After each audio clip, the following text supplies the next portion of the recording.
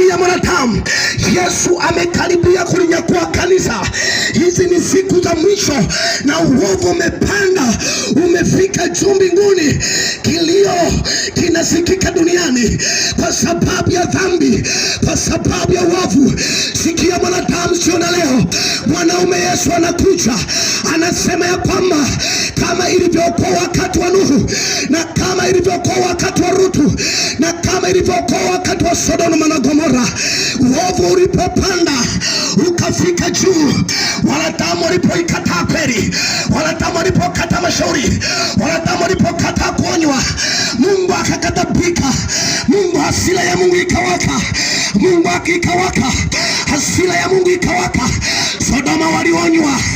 Sodoma walikuwepo watumishi wa Mungu, waliwaonya.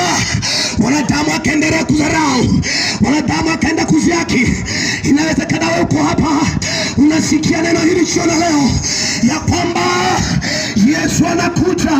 Yesu anakuja na ghadhabu yake imethibitishwa mbinguni, na ghadhabu imethibitishwa kwa ajili ya uovu duniani, kwa ajili ya mwanadamu atenda dhambi. Sikia mwanadamu jioni leo, Yesu anakuita jioni leo. Yesu anakuita jioni leo. Yesu anakuita jioni leo. Yesu anakuita jioni leo. Oh, sikia mwanadamu, hiyo siku ya Bwana iliyokuu imekaribia mno wanadamu, imekaribia mno wanadamu. Tutubu, turejee mbele za Mungu. Acha kujihesabia haki, acha kujihesabia haki, acha kujihesabia haki. Huu ni wakati wa kuanguka miguuni mwa Yesu. Huu ni wakati wa kujisalimisha mbele za Mungu.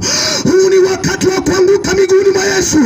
Huu ni wakati wa kuanguka miguuni mwa Yesu na kukubali kutubu dhambi na kukubali kubadilika, maana ghadhabu imekuja, nayo imethibitishwa mbinguni kwa ajili ya wanadamu ipingao kweli, kwa ajili ya wanadamu ipingao kweli.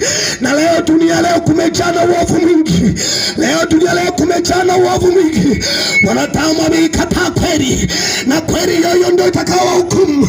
Wanadamu wameikataa kweli, na kweli hiyo ndio itakao hukumu maisha yako, na kweli hiyo ndio itakao hukumu siku ile ya Kiyama, siku tutakapoitwa, vitabu vitakapofunguliwa, kitabu cha uzima wa milele na kitabu cha hukumu, ndipo tutakiendea kiti cha enzi, wakubwa kwa wadogo.